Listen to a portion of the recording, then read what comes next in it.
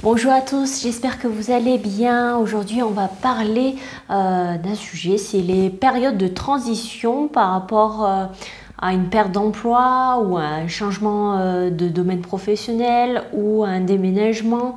Je voulais vous raconter mon expérience parce que je sais que certaines personnes vivent déjà à cause du confinement, à cause du Covid, et puis les mois à venir, il y aura sûrement, je pense, des pertes d'emploi où ça va être un peu plus difficile pour certains. Donc je voulais pardon, excusez-moi, je voulais partager les différentes astuces, comment j'ai pu vivre avec certains mois, comment j'ai pu vivre avec 570 € par mois. Donc je vais commencer à la période où j'ai déménagé en Angleterre, à Manchester. J'ai quitté les postes que j'avais en France sur Clermont-Ferrand. J'étais à l'époque, ça fait 15 ans maintenant, mais j'étais à mi-temps comptable pendant 10 heures par jour pendant 2 jours, le lundi et mardi. Et le mercredi, jeudi, vendredi, je travaillais dans un centre de bien-être, dans le massage, dans l'esthétique, dans le soin, le coaching. Et j'ai fait ça pendant 2 ans. J'ai réussi à cumuler 2 travails dans 2 domaines différents que j'aimais à l'époque. Et ça, c'est quelque chose que vous pouvez faire aussi. Si jamais vous avez un temps plein de 35 heures et que vous aimez faire différentes choses à la fois, vous pouvez combiner plusieurs mi-temps en même temps. Moi, à un moment donné, j'ai eu même 3 mi-temps sur la même semaine. Ce qui fait que vous vous ennuyez pas, et puis vous avez toujours du changement, vous avez différents collègues.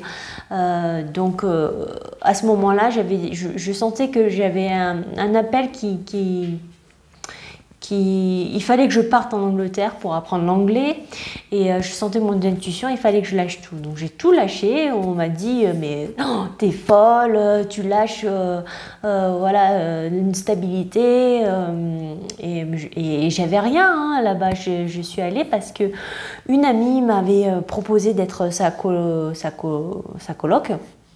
Donc on a fait une colocation à 2 à Manchester. J'avais aucun emploi, j'avais rien, je parlais pas anglais, et puis je suis partie à l'aventure comme ça, et j'avais pas forcément beaucoup de ressources vu que j'avais démissionné. Il y avait forcément 4 mois de carence avec le pôle emploi, et puis j'ai réussi à avoir un petit peu de droit par la suite, mais je m'en suis presque pas servi. Mais la première astuce, c'est vraiment de pouvoir faire de la colocation avec d'autres personnes. Et ça, vous pouvez aussi faire de la colocation, parce qu'en France, c'est très oh non, je préfère vivre seule, c'est chacun pour soi, alors que dans les autres cultures, en Amérique, en Asie, en Pologne, en Angleterre, vraiment les gens vivent en colocation, c'est normal, et puis on économise beaucoup. Moi, je connaissais des personnes qui avaient loué une maison et qui vivaient à 3 ou 4 couples dans la maison, et ils payaient il y a le petit toutou qui veut se montrer, et ils payaient genre 100 € par mois de loyer, donc ça leur faisait beaucoup d'économies. Après, c'est vrai qu'il faut pouvoir s'entendre, mais on est bien d'accord que c'est une période, une transition où vous n'allez pas rester toute votre vie en colocation, bien sûr. Mais je pense que si vous êtes dans des périodes de transition, que ça va diminuer financièrement, c'est des options que vous pouvez choisir. Après, je connais d'autres personnes également qui vivent à Majorque. Ils ont trouvé une colocation avec des personnes âgées qui avaient une maison et une dépendance. Et en contrepartie, ils ont dit vous ne payez pas le loyer, mais vous pouvez prendre la dépendance, Et en contrepartie, au lieu de payer le loyer, vous nous aidez à faire les courses, à faire le ménage dans notre maison, à prendre soin de nous. Et je trouve ça super génial. Ça fait des relations transgénérationnelles c'est une option parce que moi aussi, j'ai travaillé beaucoup avec des personnes âgées qui ont des fois des maisons mais énormes. Ils ne savent pas quoi en faire et il y en a certains qui louent des chambres ou louent une partie de la maison et du coup ça fait moins cher et puis ça aide, l'autre à pouvoir entretenir la maison ou et ne pas être seul dans la maison qui est devenue vide au final. Vous pouvez également, par exemple, je connaissais aussi d'autres mamans, des mamans séparées avec des enfants. Elles s'en sortaient plus elles s'en sortaient vraiment pas toutes seules. Et comme dans les séries américaines, hein, on voit, elles se sont mises ensemble et puis elles ont partagé les frais, le loyer. Donc c'est devenu beaucoup plus gérable que quand on est tout seul en fait. Moi j'ai mon cousin par exemple qui a fait une colocation et qui est toujours d'ailleurs avec une maman qui est isolée avec son enfant et elle avait son appartement et puis elle a loué une des chambres et mon cousin a sauté sur l'occasion pour louer la chambre et ça lui faisait un revenu des charges moins importantes par rapport à un loyer où après il faut payer faut faire installer l'internet, l'eau, le gaz, alors que là tout est fait et il y a juste à payer vraiment la contribution 100 € ou 200, des fois c'est vraiment pas cher. D'autres personnes, moi je conseille aussi qui veulent changer d'emploi mais ils s'en sortent plus parce que c'est trop cher au niveau de leur appartement, même de la ville, déménager. Ne restez pas stressé, déménager dans une ville où ça sera moins cher et où vous pourrez trouver le même type de travail. Rien n'est fixe, tout est modulable. Que vous ayez un crédit, que vous ayez soit vous devez payer un crédit de toute façon, soit vous payez un loyer. Donc dans tous les cas, vous pouvez toujours changer. Après c'est toujours le mental qui va vouloir se dire mais comment je vais faire? Non, il faut que je reste dans mon boulot. Je veux pas perdre mon salaire, je veux pas que ça diminue.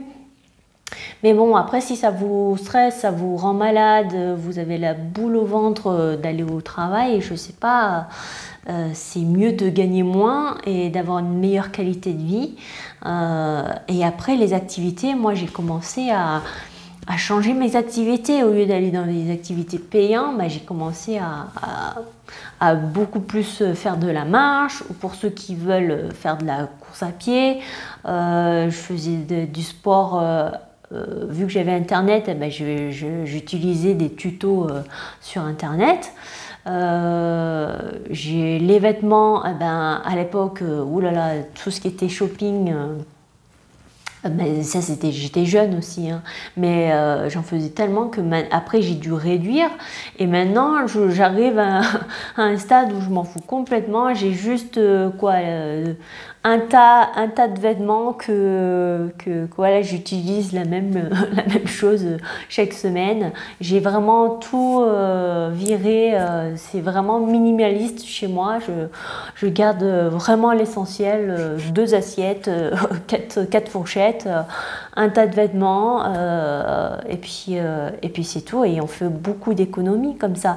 Au niveau des produits cosmétiques aussi, je fais tout avec les ingrédients de la cuisine, tout ce qui est huile, de jojoba, je l'utilise pour la peau, le corps, tout ce qui est zéro déchet au niveau des savons solides, des shampoings solides, et ça fait beaucoup d'économies. On n'y pense pas, mais après tout ce qui est électricité, aussi décharger vraiment, enlever toutes les prises chaque nuit, ou installer des prises avec les petits curseurs là, les boutons rouges là.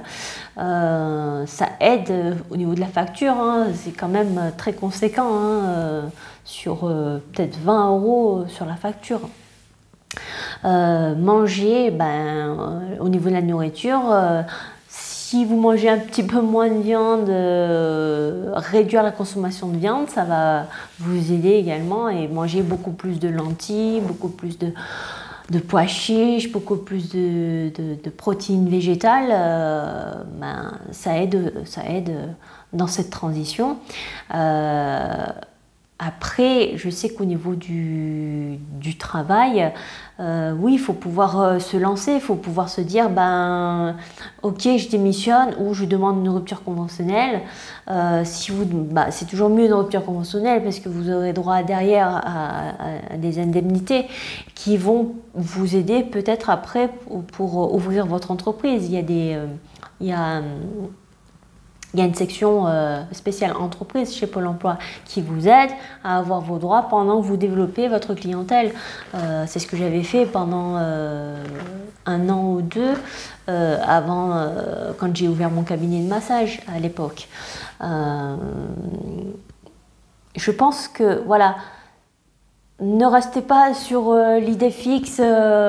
Si vous avez besoin de ressources, vous pouvez toujours vendre votre voiture, aller à pied, à vélo, et c'est juste une période temporaire. Après, ça veut pas dire, vous pourrez racheter une voiture plus tard quand ça ira mieux. Ça fait des économies sur l'assurance aussi. Prendre le bus. Moi, pendant 1 an à Manchester, alors que j'avais la voiture avant, je l'ai vendue, et puis pendant 1 an, j'ai pris le bus, et puis ça m'a beaucoup aidé aussi. Si vous avez une maison et que vous vous en sortez plus avec le crédit, vendez, et puis allez louer un appartement. Ne restez pas le couteau sous la gorge, à être stressé, à devoir rester dans votre emploi juste pour payer les charges. Faites vraiment ce qui vous plaît, ce qui vous anime. Parce que surtout les énergies de cette année, ça nous pousse vraiment à prendre nos décisions, parce que si c'est pas nous qui les prenons, ça sera l'univers qui va faire en sorte que ça se fera tout seul de force. Soit vous allez tomber malade, soit on va vous virer. Donc c'est mieux que ça soit nous qui le décidions à notre rythme en fait, et prendre soin de nous, et pas attendre le dernier moment pour décider de quoi que ce soit. Ayez confiance, et il y a toujours, quand il y a une page qui se ferme, qui se tourne, il y a toujours quelque chose de nouveau. Et moi je me dis, mais de toute façon, à chaque fois que je déménageais, forcément je passais par une période où j'avais plus rien. Donc je me suis dit, mais de toute façon je peux pas être plus bas. Ne pas avoir de boulot, ne pas avoir d'appart, rien du tout. De toute façon, je peux que trouver. Donc il faut rester dans cette optique-là, d'être positif. Et après vous allez me dire, mais oui, à cette époque tu n'avais pas d'enfant. Même quand j'ai eu mon enfant, quand j'étais enceinte, j'ai déménagé 4 fois pendant ma grossesse. On s'est retrouvés sans forcément de ressources financières, et au début on a dû revenir chez mes parents, et pendant que 4 mois, et puis après on a trouvé un appartement, et puis après on s'est reconstruit au fur et à mesure, mais on fait ça à chaque fois, presque tous les ans, tous les 2 ans, donc on a l'habitude. Mais je sais que pour certains c'est difficile de franchir ce cap. Allez, j'ose partir de là où je suis pas bien, et je laisse me porter par de nouvelles aventures. Donc on est là sur Terre pour faire vraiment ce qui nous anime, ce qui nous donne de la joie. Il y en a certains qui ne vont pas vouloir changer de domaine, parce qu'ils se sont dit, mais j'ai fait tellement d'études, il faut que je reste sur ce domaine. Non, Enfin, moi, j'ai connu des amis qui étaient architectes, qui ont fait les années de 7 ans, 6 ans d'études et qui ont travaillé comme architecte pendant une dizaine d'années et puis ils n'en pouvaient plus. Et ils ont décidé d'étudier, de faire un CAP en cuisine et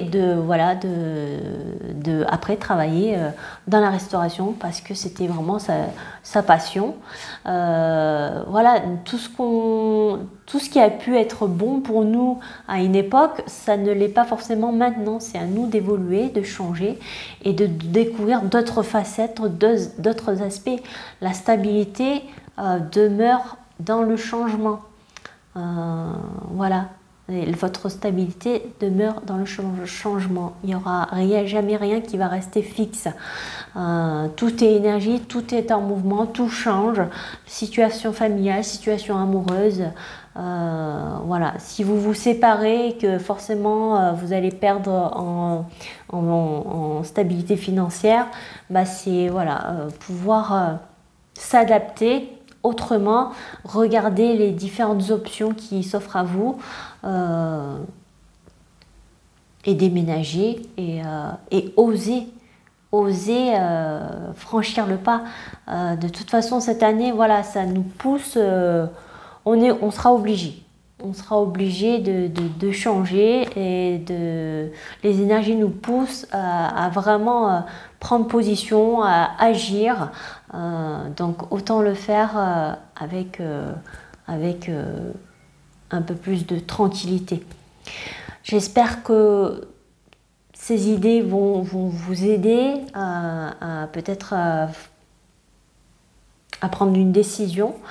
Je vous dis merci pour votre écoute et je vous dis à très bientôt pour d'autres vidéos. Prenez soin de vous et courage, vous pouvez le faire.